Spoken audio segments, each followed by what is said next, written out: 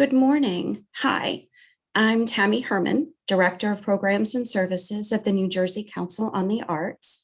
I, along with my esteemed colleagues who are behind the scenes, am so delighted to welcome you to this webinar. Together, we're at the ready to provide you with support as you navigate the Coronavirus Relief Grant Program process. We are going to spend some time this morning outlining that process and highlighting strategies to help you put your best organizational face forward. As I go through our presentation, please don't hesitate to type your questions in the Q&A feature of Zoom. At the end of the CRF talking points, Diane Felsen, Program Officer for Visual Arts, Crafts, and Multidisciplinary Arts Organizations, will read those questions aloud for the benefit of all of us, and if time permits, we'll also open up the Zoom room to questions. So while you're breaking out your favorite pen or two, I'd like to thank Diane for moderating the Q&A feature, and to Lindsay Dandio, Grants Manager for Dance, Media Arts, and Music, for running our slide deck today. And in the spirit of transparency, if you've joined us just a moment ago, I'd like to inform you that today's presentation will be recorded so folks can reference the information shared today at their leisure. I can tell that you are all ready to dig in and immerse yourself in the CRF grant program. Everybody buckled in? All right, let's go. Lindsay, next slide, please. Today's presentation is organized around three main topics of information. Understanding what the CRF grant program is, so you can make an informed decision if this grant program is the right one for your organization. 2, understanding the components of the application, so your organization can successfully fill out and submit a complete application. And 3, understanding the nuances of SAGE, so you can easily navigate through our grant system as you work to complete your application. As I stated moments ago, we will pause in order to answer questions regarding these topics. Then, for those organizations who are new to the council's process, please stay a little bit longer. I will spend our remaining time together providing guidance and support around the council's grant application intake process. For those of you familiar with our process, please don't feel as if you need to stay. Please remember that this webinar is being recorded, and you may reference this recording anytime you like on our website. It should be available to you by the end of the day. In addition, I'd like to remind you that we are offering a host of discipline-specific office hours. Please reference the Arts Council's website for specific details, including times, links, and registration requirements. And as always, the Council's program officers are available to answer questions specific to your organization's circumstances anytime, either by phone or by email. Please check the staff link in the guidelines. You may find them on pages 2, 4, and 5 for a list of staff and their contact information. Next slide, please, Lindsay. What is the CRF grant program and who can apply? As many of you heard at the Council's public meeting on May 18th, the Council announced that it would distribute $7.5 million in federal funding dollars to support nonprofit arts organizations in need through an opportunity called the Coronavirus Relief Fund Grant Program, or CRF Grant Program. These funds are a portion of federal block grant funds allocated to the state of New Jersey from the Federal Coronavirus Relief Fund, established pursuant to the Federal Coronavirus Aid, Relief, and Economic Securities Act, also known as the CARES Act. These federal funds will be awarded as one-time non-matching grants to eligible arts mission organizations. These funds come with federal guidance that informed us that the dollars could be spent to cover costs or losses related to business interruption caused by the pandemic. Therefore, it is important that you understand the eligibility criteria thoroughly. Next slide, please. We know the need in the field is tremendous. In an effort to make this opportunity for relief dollars broadly accessible to organizations of all sizes in all artistic disciplines and in all corners of the state, multi-county impact is not a factor, nor is budget size, nor is being a grantee of your county's local arts program. That said, in order to be considered for a grant award, organizations must meet each one of the eligibility criteria listed in the guidelines, not just some of them. Based on the questions we've received from the field to date, I'd like to lift up the employ at least one half-time administrative staff person eligibility requirement. The grant opportunity does require a 20-hour per week paid administrative staff person. This person can be paid as a consultant through a 1099 or as a permanent employee through a W-2. However, an artistic or program-based staff person, nor a volunteer, would not be applicable to meeting this requirement. This requirement is due to policies and regulations associated with the successful management and execution of Arts Council grants, including the additional accountability requirement of federal relief funding. If you discover that this opportunity is not a good fit for your organization, I encourage you to sign up for the Council's e-news and COVID-19 resources for the arts e-newsletter if you've not already signed up to keep up to date on further opportunities that may arise. You can find those links on the Council's website. This eligibility criteria information is provided in the guidelines, along with a list of ineligible organizations. If you have a question regarding your organization's eligibility, please contact a program officer to discuss the requirements and how they may apply to your organization. For those organizations not familiar with council and state requirements, we'll discuss them in a little more detail towards the end of the presentation. Next slide, please, Lindsay. How can CRF grant dollars be spent by grantees? In accordance with federal requirements, these emergency relief funds can only be used to cover costs incurred due to the COVID-19 pandemic during the period that begins March 1st, 2020 and ends on December 31st, 2021. Eligible costs are defined as necessary expenditures incurred due to COVID-19, those that were not accounted for in your organization's budget most recently approved as of March 27th, 2020, which is actually the date of enactment of the CARES Act. Additional information about financial needs, losses, and assistance are detailed in the guidelines and the worksheet, which we will address a little bit later in this webinar. Next slide, please.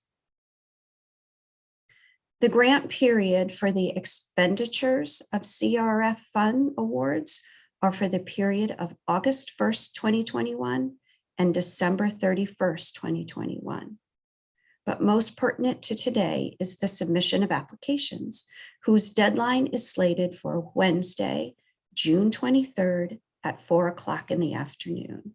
That deadline should be written in Sharpie on the backs of your hands, because due to the short runway dictating our internal process, requests for extensions will not be accepted, no matter how monumental in significance they are. Like your development director won the Powerball, quit her job due to acute richness, and your organization is scrambling to find a replacement. Therefore, applicants are strongly urged to submit their applications well before the deadline. To that end, we want to help you successfully submit a well-detailed application. Artistic discipline-specific office hours will be available over the next couple of weeks. If you have questions about what discipline you should apply for, or any other questions regarding technical assistance, please contact a program officer. We'd also like to note that the guidelines provided on our website are available in both English and Spanish. Next slide, please. The CRF Grant Program consists of 4 components: the application short form, a CRF Grant Program worksheet, the contract, and the final report. These forms are needed to verify eligibility, compliance with the Stafford Act's duplication of benefit provisions, and certification of expenditures consistent with federal guidance. For the purpose of today's presentation, we will only be covering the application short form and the CRF Grant Program worksheet.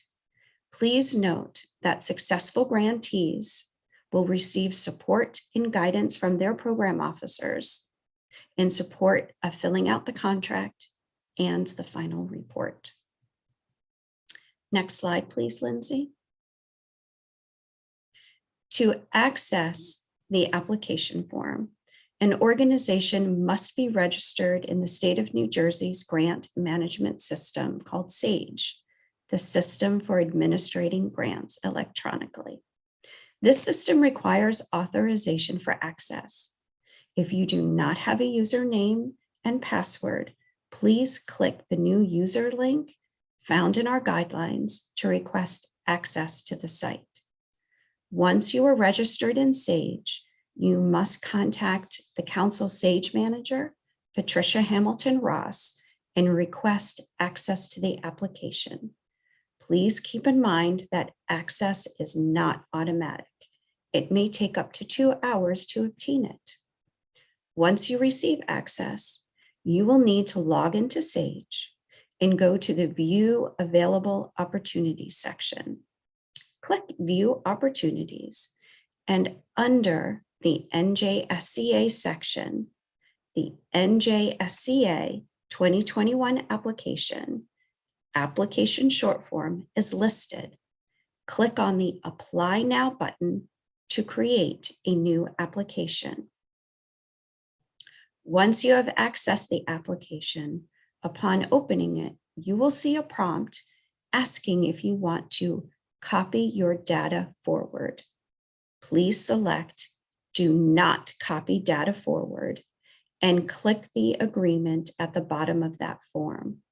This goes for all organizations, whether you are currently registered in SAGE, a council grantee, or not in the system yet. All organizations must make this selection and then complete the organization information portion of the application short form. For those of you unfamiliar with SAGE, we'll be touching more on that management system towards the end of today's webinar after the application Q&A. Next form, Lindsay, please. As you can see, the application short form is made up of 6 pages: the organizational profile, type of support, panel category, application short form attachments, application certification, and submission instructions.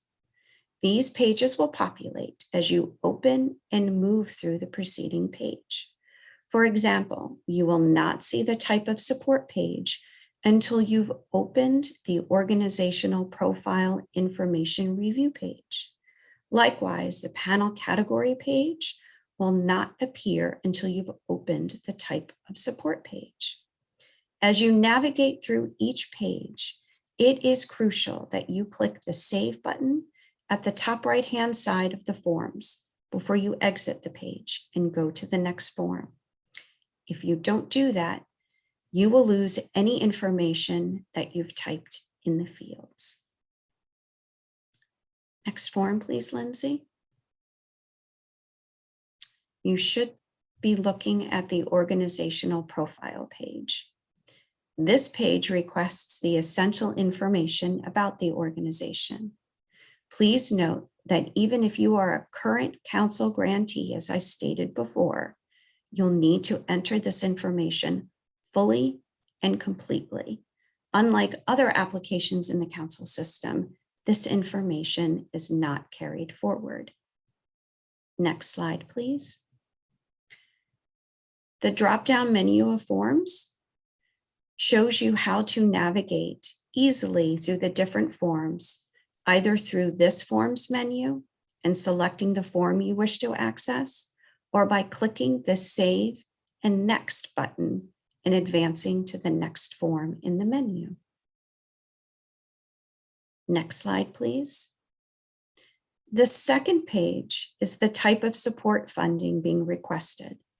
For the application short form, there's only one choice. Next slide, please. Panel category. All applicants must identify one of the panel categories that best applies to their organization. Please select from one of the 12 standard categories, and you'll see it when you access the drop-down menu: dance, music, opera musical theater, theater, visual arts, crafts, media arts, literature, folk arts, multidisciplinary arts, arts basic to education, or performing arts presenters. You may see other categories than those that I just spoke about. Please disregard them. Again, please contact council staff if you have any questions about what category you should choose. Additionally, please remember that artistic discipline specific technical assistance is available. Check the website for details and registration, and all technical assistance is provided virtually free of charge. Next slide, please. Application short form attachments. Applicants are required to submit their required support materials by uploading each one in the application short form in the order requested. The maximum file size you can upload is 13 megabytes. Please do not submit links to password protected sites or pages. If a required document is not available, you may upload a letter in its place stating the reason why the document is not included in the application. Please keep in mind, however, that submission of a letter may not guarantee eligibility or that a requirement has been met.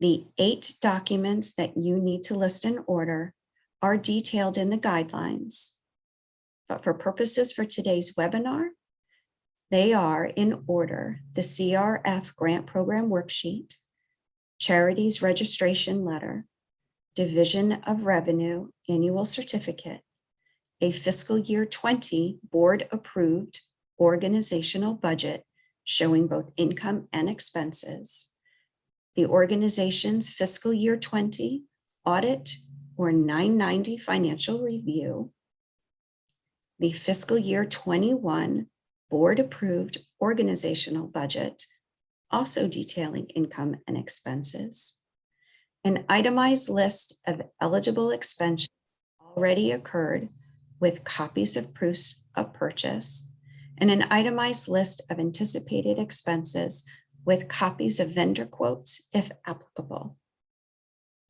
If you have a question regarding the required support materials, please feel free to contact your program officer. Next slide, please.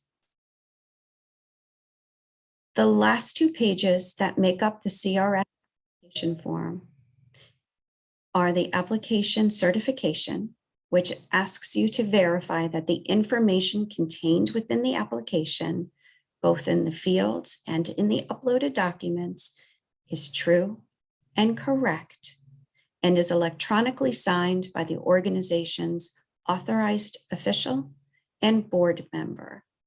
And, next slide, please.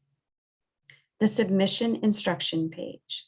This page slows down that adrenaline rush of submitting the application by reminding you that it is a super good idea to double check all your entries and uploads. It also provides directions on how to print out a PDF of the application for your files. Once you've made sure you've dotted your I's and crossed your T's, check the box which certifies you've completed the application to the best of your ability. And next slide, please. Select Application Submitted in the Status Changes menu. Congratulations, you've successfully submitted the application. You'll know that you have because Sage will send you a confirmation that you've done so. However, should you decide that this funding opportunity is not the right one for your application, regardless of where you are in the process, you need to change your application status to application canceled before the deadline date. Next slide, please. The last component of our presentation is the CRF Grant Program Worksheet.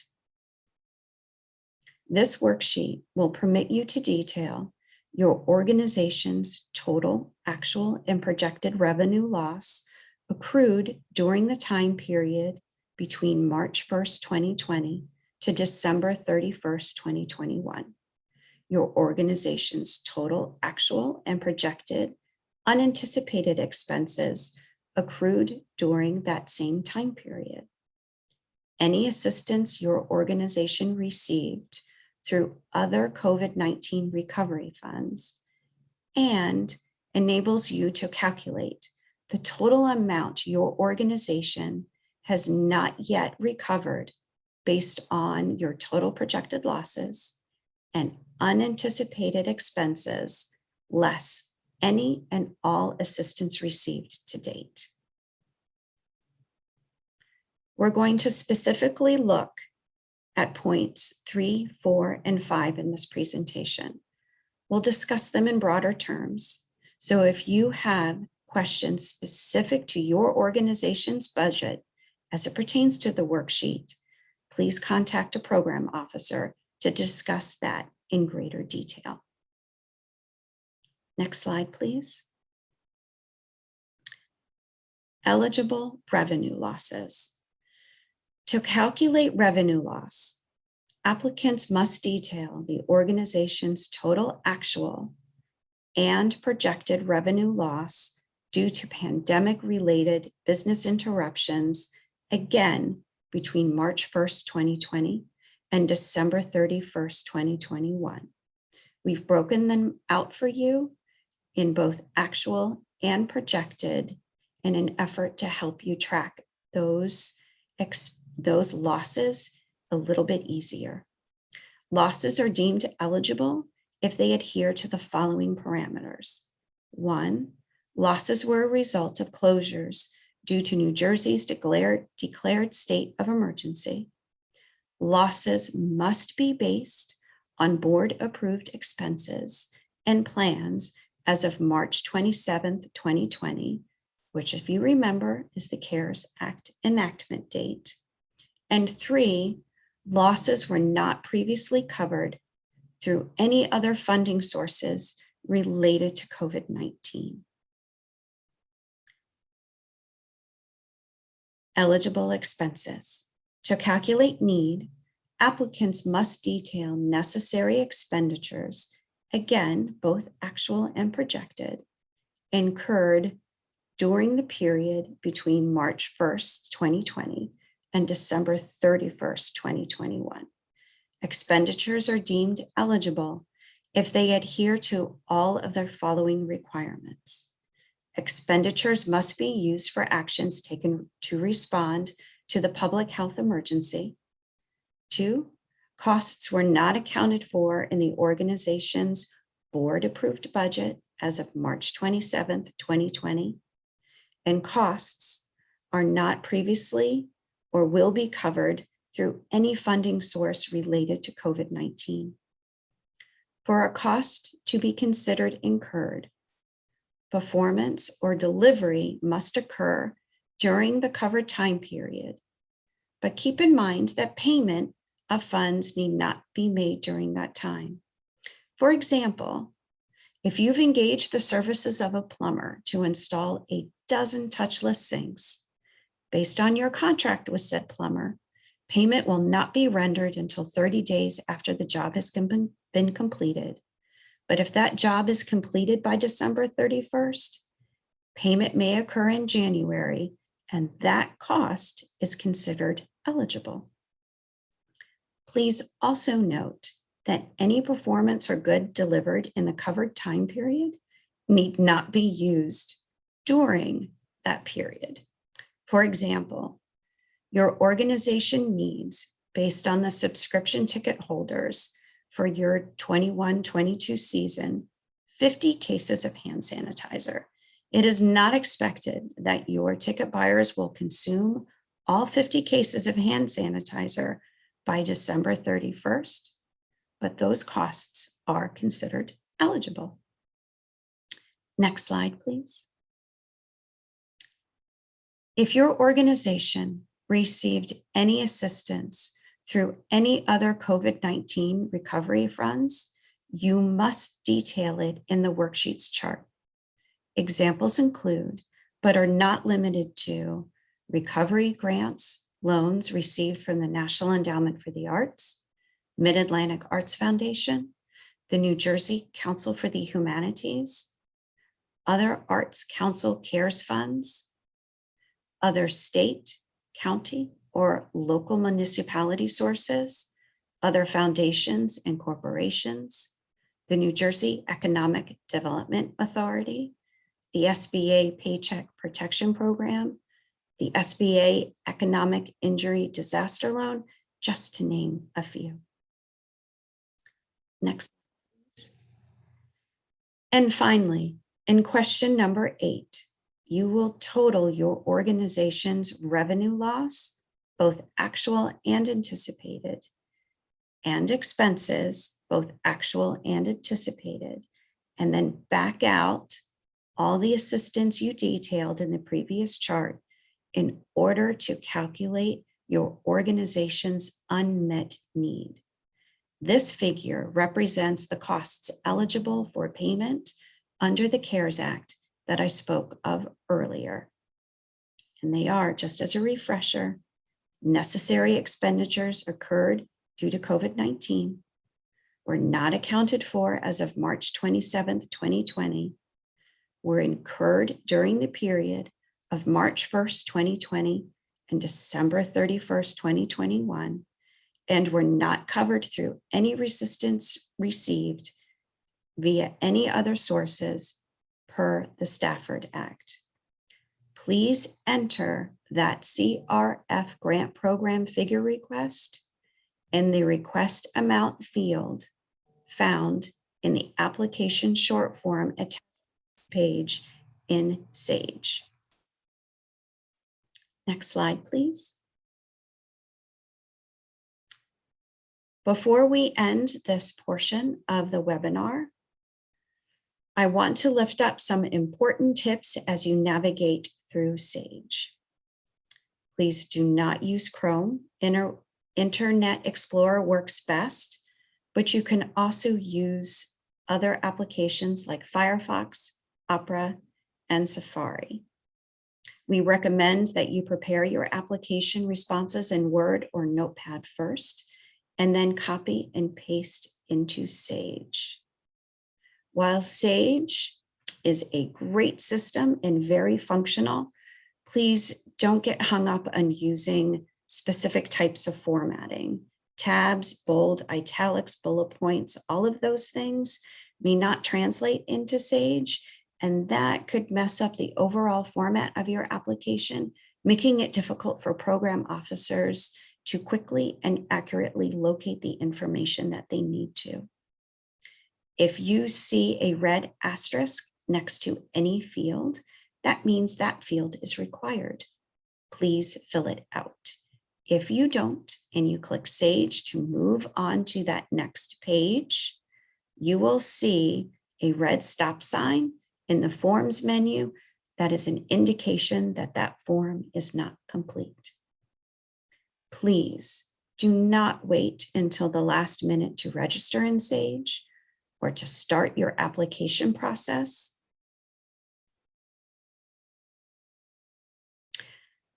Because you run the risk of submitting after Sage's time clock has closed for the submission process. And I just want to say again that those applications submitted after the due date will not be accepted. And just to keep in the back of your mind, Fridays are behind the scenes technical update days for our partners at Sage. You can work in Sage on those Fridays, but we recommend saving your work often. And that concludes this portion of the presentation. And I'd like to ask Diane if there are any questions that have populated the Q&A function in our webinar.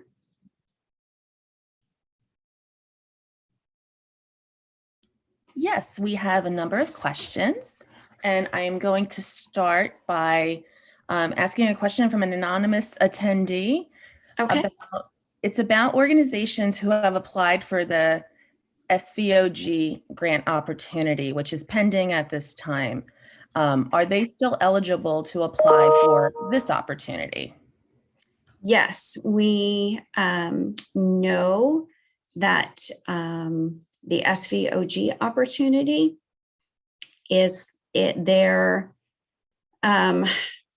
We know that the SVOG opportunity announcements will be made after hours.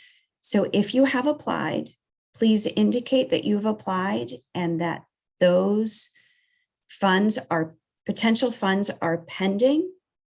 And then should you receive an Arts Council grant and an SVOG grant, you'll make a decision about which one you choose to accept. Diane, next question. Yes, we have one from Caitlin, and she's asking about the Charities Registration letter. Okay. So they would like to know if a screenshot confirming their compliance would work for eligible support materials. I suggest you reach out to a program officer who could potentially help you troubleshoot so that you could actually upload that letter. And if that's not possible, talk about next steps, which may be the screenshot as the most appropriate solution. And a second part of the question is asking if an IRS determination letter fulfills this requirement. And I'd just like to say that that does not fulfill this requirement, but it is another part of the requirements for this program. Correct. Thanks, Diane. We have another question asking about the special PPE grant, and I'm interpreting that as being the COVID Critical Needs Program.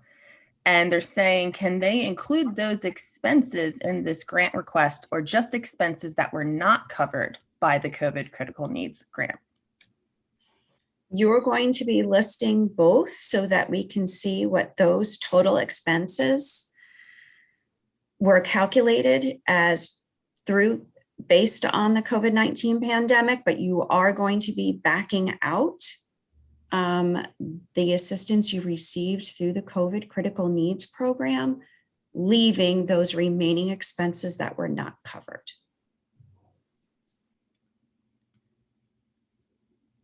I am unfamiliar with this acronym, so is the reason why I'm asking this question live. An organization received a CRM grant in 2021, and they would like to know if that still allows them to be eligible to apply for this program.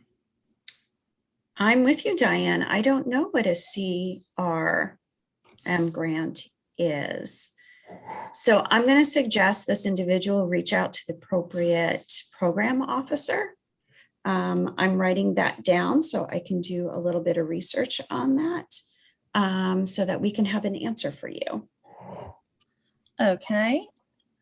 And we had another question about the Charities Registration. I would just like to reiterate to please reach out to the appropriate program officer for your organization to discuss alternatives if you do not have an official letter from Charities confirming your compliance. We have a question from Steve, and he is saying they had unanticipated expenses in 2020 that are easily documented. When budgeting for 2021, they included budget items that would not be needed if there were no pandemic. Since we would not need to incur these expenses if there would be no pandemic, can they be included in this grant application even though they are board approved?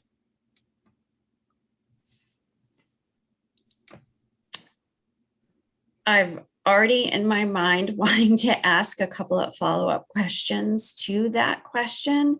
So I think it would be best served contacting a program officer and walking through so that we can ask questions to provide you with the best possible answer. Because as you know, should you be awarded a grant through the CRF program, you're going to have to document those expenditures in the final report in accordance with the rules and regulations of those federal dollars. Okay. We have another question asking about pending application. So it's the same answer. If you applied for something and that answer is still pending, just note that it's pending in your. Correct. And if you would please also include when you expect to hear whether or not you've received those funds, that would be helpful. We're almost through this. We have a question about an organization that had to incur debt in part through an SBA EDIL loan. The loan is listed as assistance that must be deducted from our losses, but it is an actual burden to our organization. We have another smaller loan with a more burdensome payback period. We also don't know if our second PPP will be forgivable now that the restrictions have been lifted. To deduct all this debt from our grant request will be detrimental to our success of funding that will really help us. I understand the position that you're in. Unfortunately, federal funds cannot be used to pay federal fund loan requirements. But again, please reach out to your program officer so we can better fully understand the unique predicament your organization is in right now so that we can counsel you on the best way to present your information.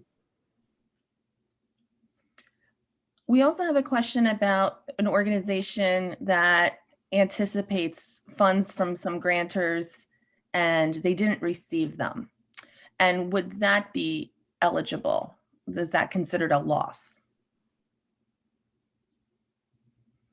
It depends. It depends on what the loss is centered on. If it was just general operating funds, I'm not sure that those could be considered, but if they were expenses tied to a program that was going to be executed, and that funding source was going to provide funds for that program to happen, but COVID-19 interrupted that program, but you still incurred expenses based on pre-planning or hiring teaching artists to fulfill your obligation, those could be. So again, please reach out to a program officer to carefully walk through that scenario. Mm-hmm. We just had a note from somebody saying that they've been successful using Chrome and in the Sage system. That's great, but if you do experience glitches, the first step is to always try a different web browser. And then a question about the EDIL loan, if it's been repaid, does it still count as money received in the calculation? If it's been repaid, does it count? We're going to have to get back to you on that. I don't want to provide any guidance that is not specifically accurate. So if that person could please put their contact information in the Q&A, Diane, please, that would be great. Not a problem. We've had a few more roll in as we were talking. Okay. If we received an EIDL loan in March 2020 and did not use the funds, but held it for major emergencies and then returned the entire loan, so it's the same question, do we need to list it on the worksheet? So I'm going to ask this attendee to send me their contact information so we can help them. Yep. I don't know the the minute specifics around EDI loans, but I am happy to do a bit of research and contact some folks to find out those answers. And is the interest paid for these loans an eligible unexpected expense?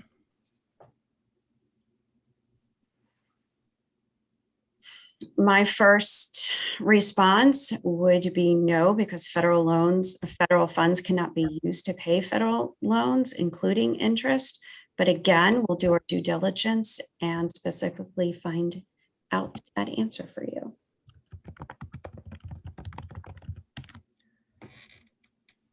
Some arts grants say you can't apply to New Jersey State Arts Council during the same fiscal year. Is this grant a different situation because it's actually federal funds being disseminated by the Arts Council?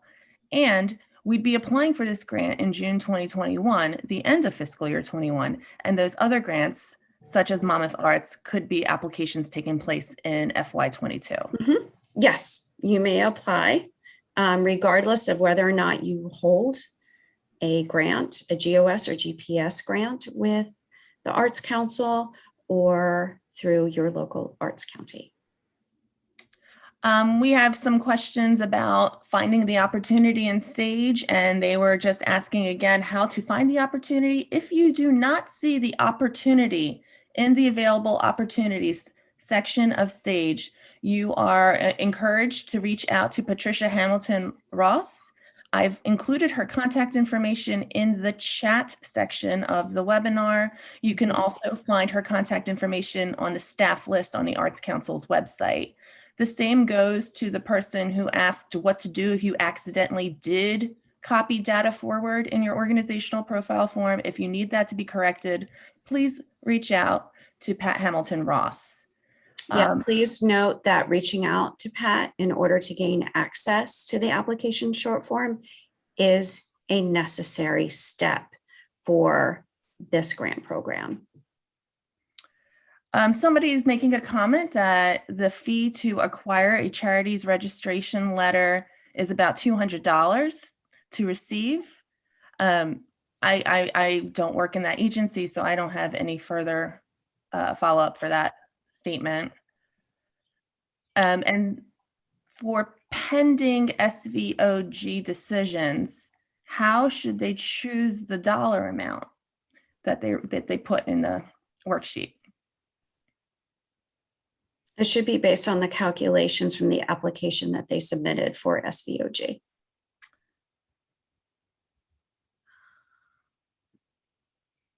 Charities, it's a comment about the charities registration process that they've been delayed due to the pandemic. So applicants should reach out to the state about this as soon as possible. You may not physically receive your charities letter in time for the submission. That yes, it's very important if you are not currently compliant with charities to begin this, reach out to them as soon as possible to at least address your compliance issues prior to applying to this program. Yes, there's slightly over 3 weeks left in order to submit your application. So please act on that quickly, and hopefully that will be resolved before the June 23rd deadline date. And again, if you're having difficulties, I'm going to be talking about that in the next couple of slides. Once these questions are done, we're going to be posting PDFs as resources on the council website to help you navigate that process. Are increased cleaning costs eligible expenses? If they were not accounted for in your board approved budget and it specifically has to do with COVID-19, yes, they are eligible. Our board approved fiscal year 21 budget was prepared knowing the pandemic would decimate our revenue. Should we use expected revenue pre-pandemic? It is based on actual budgets. And again, the answer is not so simplistic. So I encourage you to reach out to your program officer to carefully walk through that scenario. And someone is asking a confirmation about whether staff salaries are eligible for coverage as long as they are unanticipated costs due to the pandemic. Specifically, they needed to hire additional teaching artists, pay additional teaching artist hours due to the need and space restrictions and accommodating more students, etc. Yes, yes. Any insight on the review process for selecting recipients for this program? Not at this moment.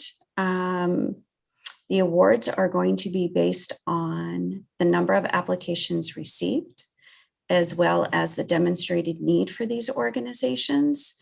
But those announcements for grant awards will be made at the council's annual meeting on July 27th. An organization had a search engine optimization ad campaign that was in progress prior to the first part of 2019, and it needed to be canceled because of their closure due to the pandemic. Can they claim that expense as a loss? It was in their 2019. It began in 2019, yes.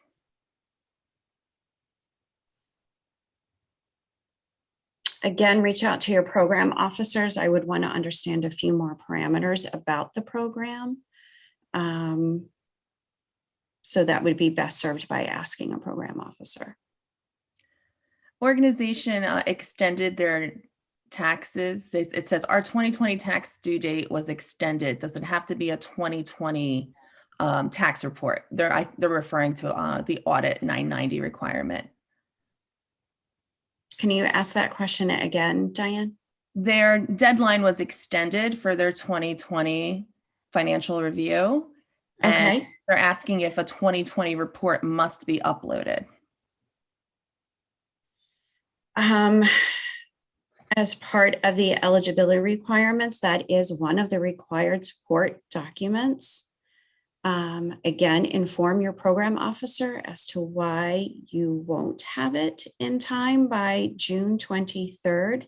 And you'll also need to upload a letter specifically stating that reason why. So we know you just didn't leave it blank and forgot. Some people are asking information about the EDI loan and Pat Hamilton Ross's email address. I can find a link that could share more information about the EDI loan. That was not an opportunity available through the Arts Council. Pat Hamilton Ross's contact information is currently in the chat. I will reinsert it again. And also Pat's contact information is listed in the guidelines. And also if you click the staff list on the Arts Council's website, her information is clearly there as well. Is there a maximum amount of funding that can be requested? No, there is not a maximum that you can request. And an NJ Start vendor, is that a requirement? An organization is saying that they haven't done that previously. You are encouraged to set up the vendor process because by being registered at NJ Start, we're able to pay you. And it's a requirement to receive payment from the state. Additionally, there's a way to request receiving your payment electronically, which very much speeds up the process of receiving your dollars. So yes, registration in NJ Start is very important. I'm seeing that some people are kind of chatting in the Q&A, so I'm just kind of scrolling through. A lot of comments about charities registration, and we are aware, but compliance with charities is very, very important. You must be compliant with charities. If you are having issues with your receiving an official letter, please reach out to the appropriate program officer and we can work with you. Mhm. And we have one again, just to confirm, losses are based on board approved budget as it stood on March 27th, 2020. Yes. Correct. More people asking for Pat's contact information. As soon as I'm through reading these questions, I'm more than happy to reinsert that for you. Should we complete the worksheet before completing the formal short form application?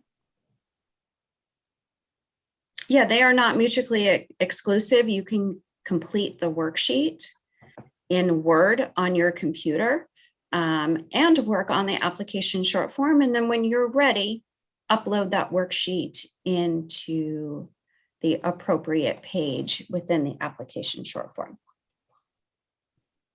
We are almost through. Our orchestra and summer camp programs were canceled because of the pandemic. However, each year attendance can vary.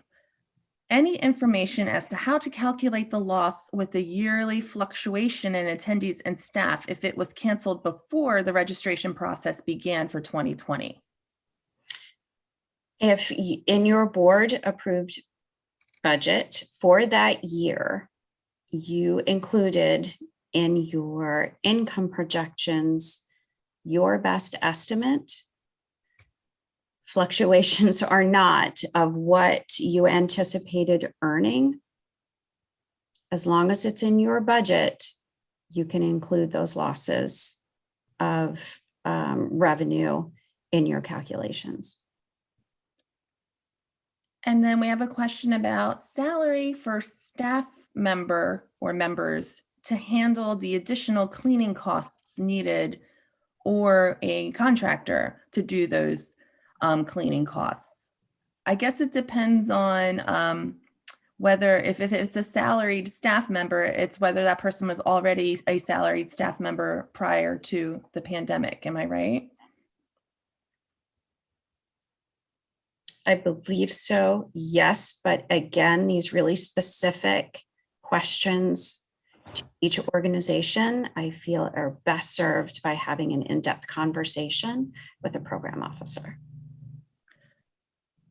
That completes all the questions that have been submitted so far. I will go ahead and reinsert some contact information for all of you so that you know how to reach the program officers to ask these specific questions. And also for anyone who I've reached out to in the chat with specific questions, if you'd like to email me directly, I am more than happy to help you. I will put my contact information in the chat as well. So with that, the first Q&A is complete. All right, thank you so much for that, Diane. And again, for those applicants who are well aware of the council's eligibility requirements, you don't need to stay. But for those of you who would like to, Lindsay, if you wouldn't mind going to the next page.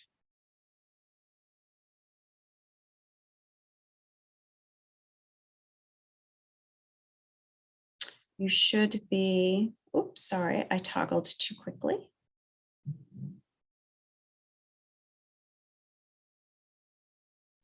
Due to the policies and regulations associated with state and federal funds, applicants must meet certain eligibility requirements and show compliance with the IRS, Division of Consumer Affairs, Charities Registration, and the New Jersey Division of Revenue in order to receive a grant from the council.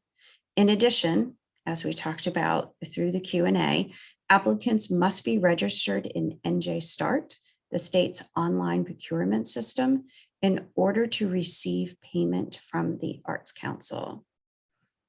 And echoing what Diane offered, we highly recommend that you select the electronic transfer because it does cut down in a week's time when you can receive payment. In order to help you comply, the council is going to be posting on its website PDF resources on how to best navigate through these requirements. Next slide, please, Lindsay.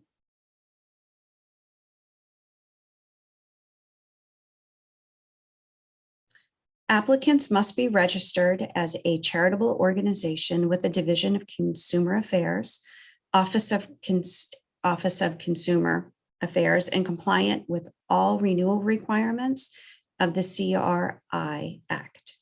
As a reminder, you will need to upload proof of compliance as part of your complete application. This information that you see in front of you is also found on page 4 of the guidelines in English. And as I stated, it's going to be posted on our website. Next slide, please. Applicants must also be registered as a nonprofit corporation with the New Jersey Division of Revenue and compliant with all renewal requirements of the New Jersey Treasury. Again, as a reminder, you will need to upload your certificate of compliance as part of a complete application. This information too can be found on page 4 of those guidelines written in English, and it will be available on our website shortly. Next slide, please.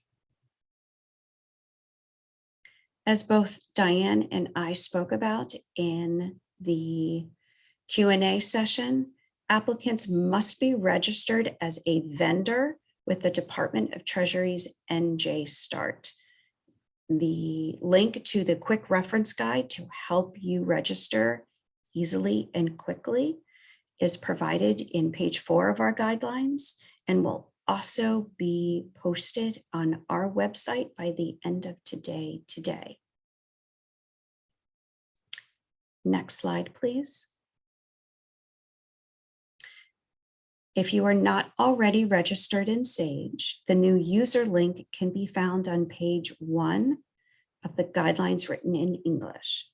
As I indicated earlier, Sage requires authorization for access. Access and approval of registration is not automatic. Please keep in mind that it can take up to 72 hours to approve or validate your organization's registration by a system administrator. Therefore, as we've said before, please don't wait to create a new user account, and keep in mind you're also going to have to request access to the application short form in order to find it in the View Opportunities section, and that's going to add additional time before you even get into the application. So please don't wait. And the last slide, Lindsay. At the risk of sounding like a broken record, honestly, we're here to help. Please reach out to council staff if you have any questions. We want to help you submit the best possible application in the least taxing way, so don't struggle in silence. Pick up your phone or write an email. You have a lot of support here at the council, and take advantage of the discipline-specific technical assistance that we're offering in the next couple weeks. Information on how to register for these great opportunities can be found on the council's website and in our guidelines. And with that concludes the last of the slide for our presentation. Diane, are there any remaining questions?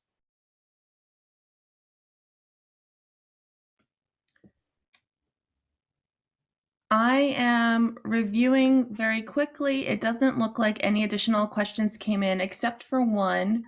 Okay. Asking, do you make a distinction between earned income and gross income in calculating the grant request?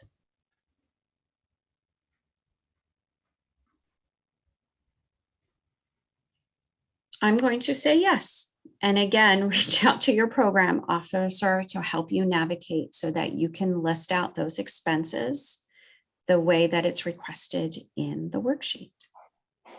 And that concludes all the questions. I do not see anything that's been submitted. Okay.